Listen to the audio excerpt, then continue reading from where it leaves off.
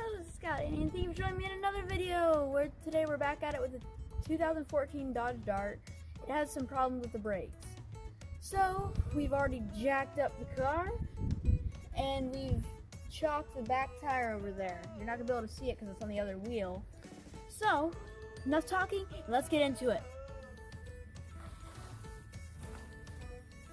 So, we've already taken out one bolt, and we've already loosened most of them. So we're just going to go rest the way with taking off the tire.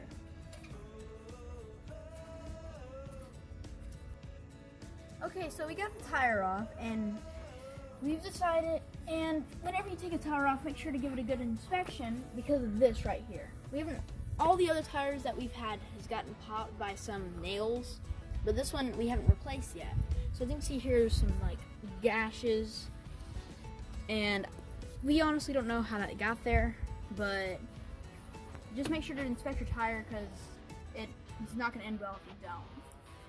So, we're going to go ahead and push this over here on the other side of the car.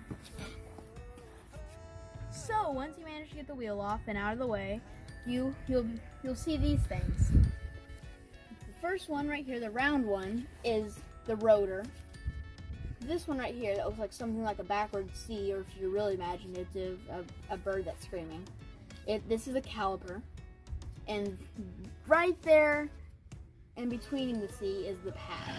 Now, whenever you have all of this, make sure to feel your wheel if you haven't just been driving it, because it'll be super duper hot and it's not fun to burn your fingers. So make sure when you feel it, make sure it doesn't have any rough ridges. If it does, you might want to go to the place where you bought the replacement of this and, tell them to smooth it out, because they definitely will. And make sure to fill the bottom too, because that's where it usually is if it does have rough ridges. So we are going to be removing the bolts behind here with the 14mm socket wrench right here. So let's go and get into it. When you're doing this, make sure to be very careful. Don't put your hand on this because the jack may fall because you're yanking on it a lot. Okay, so we've gotten the caliper out. Now we just need to take off the brake pads, the actual thing that needs fixing. So all you really have to do is just kind of pull it off, and doesn't take that much strength or anything, unless. Okay, so notice that I'm wearing gloves.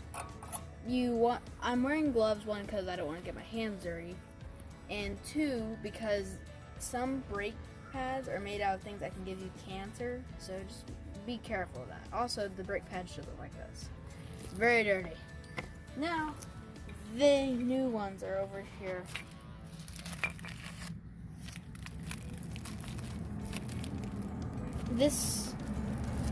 There should be two of them, which there is, and they should look a bit like this. And compared to the old one, they look a lot better. Now all you have to do is just put it on the same way you took the other ones off. Put the front.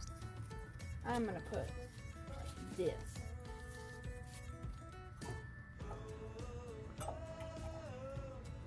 Sometimes you just have to give it a little bit of wiggles.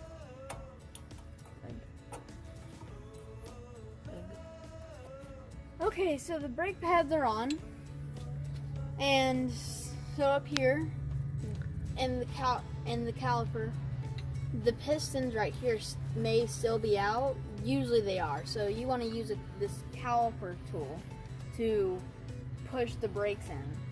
Sometimes you can use the old brake pads to give you a little boost. All you have to do is just pull the trigger and it goes forward and pushes it in. It's very satisfying. And now all we need to do is we need to put this caliper on the pads, and then we'll almost be done. So let's do that. Okay, so I'm tightening up this last bolt with the and it should. You can tighten it up as much as you want. You can tighten it up super tightened, but the more tightened up, or at least make it tight enough to make it where it won't fall off, but don't tighten it up so much that next time you have to fix it, it'll be impossible. We're almost done. So the brakes work perfectly in the front. Now we have the nightmare of the back wheels to do. So we got the tire off, and I just want to tell you that the back wheels are much different than the front wheels. For the front wheels, all you have to do is just replace it. For the back wheels, there's a part in here that you need a special tool to twist clockwise.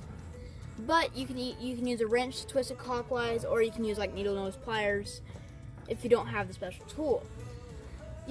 You put it together just like you did with the other one. Make sure to be extra careful because there's a lot more V's. And after you do that, just put it back together and you'll be fine. And that's pretty much all for the back wheels. So we put everything back together.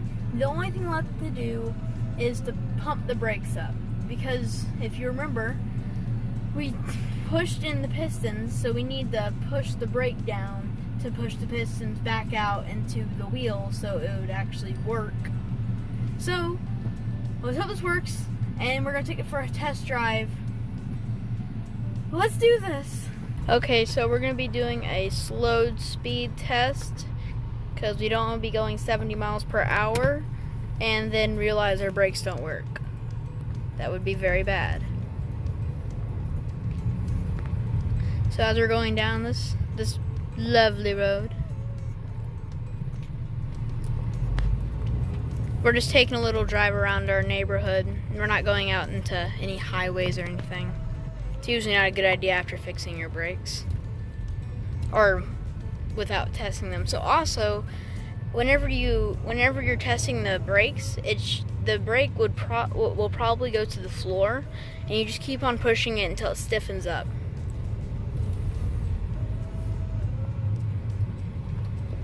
Yep, the brakes definitely work.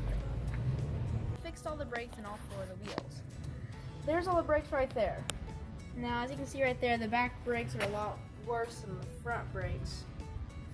And I think if we weren't to fix the back brakes, it would probably, something bad would happen.